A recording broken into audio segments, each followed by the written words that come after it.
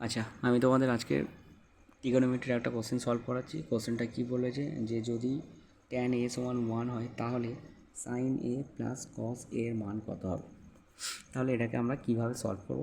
চারটে অপশান দিয়ে আছে। অপশান এ আছে 3, বি আছে অপশান 2 এবং সি আছে 1 আর ডি আছে √2।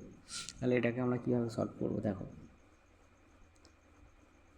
এখানে প্রথমে কী দেওয়া আছে যে ট্যান এ, ঠিক আছে, ট্যান এ সমান 1 দেওয়া আছে।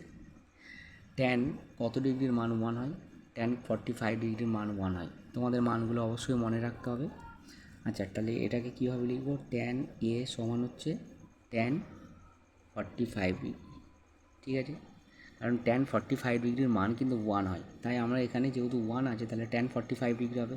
এবার ট্যান ট্যান কেটে দিলাম দু সাইডে, তাহলে এ সমান কত হবে? 45 ডিগ্রির মান কত? 1, তাহলে এ সমান 45, এ সমান হবে 45 ডিগ্রি, ঠিক আছে।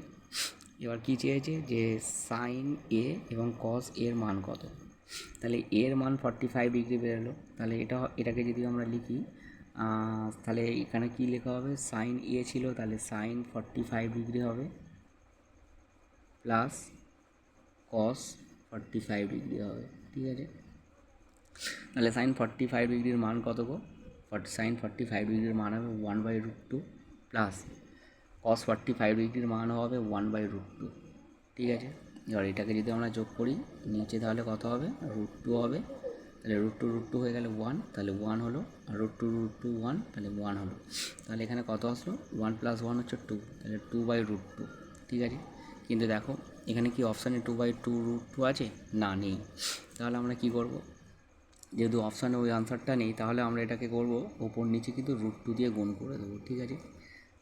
এবার যদি গুণ করে দিই দেখো, তাহলে এটাকে কীভাবে লিখব?